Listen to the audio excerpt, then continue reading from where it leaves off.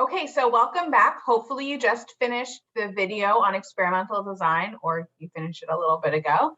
I'm going to talk about now how to collect and analyze that data. So you've gone ahead and designed your experiment. You have your treatments and your variables all set up.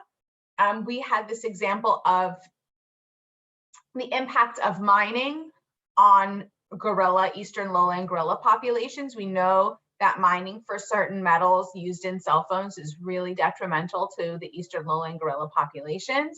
And so you wanted to study it. So what you did, or what a researcher did, is they set up different areas that have been mined. So that's going to be our independent variable. And they're going to collect data on the gorilla population, which is our dependent variable. But what we have to make sure is we want to have multiple different treatments.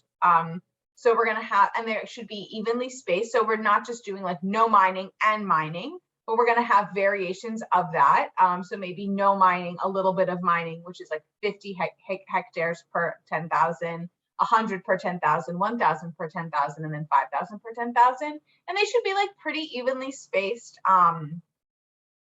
And then we also want not just to monitor one gorilla population within that space, but we want multiple areas of that size throughout the country so that we can see how variable our data is. So when we have maybe, I did 5 replicates. I did 5 different gorilla populations where there was no mining, where there was 50 hectares out of 10,000. And I had 5 different gorilla populations per each treatment. So what I could do for that is then I ended up being able to average out all of my gorilla populations. So you're not going to have 52.2 gorillas. So we're going to have to round that to 52 gorillas is the average for no mining. And then there's this other, and you can see that I took the average of all of these gorilla populations to find 25.6. We're going to round that up to 26 because you can't have 0.6 of a gorilla. When you do 100 hectares per 100,000 being mined, our average gorilla population is about 15. When you have 1,000 per 10,000 hectares, your average gorilla population is about 9. And then when you are mining most of that area, your gorilla population is 0 in all 1, 2, 3, 4, 5 mining locations. So below average is a word maybe you've heard before called standard deviation. And what standard deviation is, it's a measure of how variable your data is. We want to have multiple replicates of each mining size. That way we can see how variable our data is. It captures the natural variation, and that's really important when we can see whether our results were meaningful or not. If you grow one plant in the light and one plant in the dark, and you just do 1 and 1, it doesn't capture any natural variation. Maybe there are other factors genetically that made that plant grow more.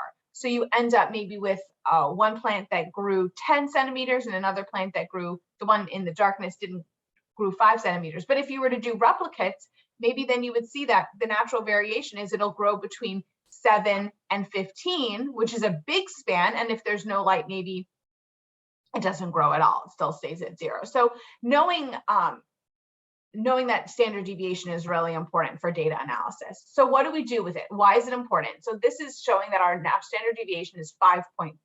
So what we can do is really it's 52.2 plus or minus our standard deviation, which is 5.3. So then we can set it up this way, 52 plus and minus 5.3, or we can set up our average as a range. So we would expect if there is, these are all off. Sorry, this is 0. There we go. That if there's no mining, we'd expect between 47 and 57 gorillas in an area. If there's 50 hectares mined out of 10,000, we'd expect between 22 and 30. If there's 100, we'd expect between 13 and 17. That's really important. But what's also really important is that none of these numbers overlap. So because none of these numbers overlap, every little bit of mining makes a difference. And they are all different from each other. Each mining location leads to a statistically different population size. So how would we graph that? This is going to be a line graph since we're doing two numerical values. The independent variable is our area, and it's a numerical value compared to the gorilla population. And we can see that when we graph it, as we increase the amount of area mined, we decrease our gorilla population.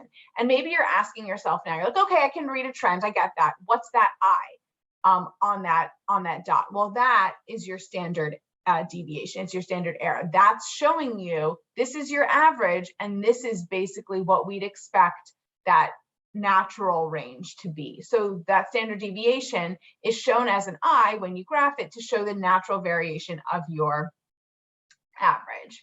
And so we can see the trend, which we've had a lot of practice doing based on our graph, and also based on the table. You could probably see that whenever you increase the area mined, you decrease the gorilla population. And we will continue talking about this in class more. I hope this helps.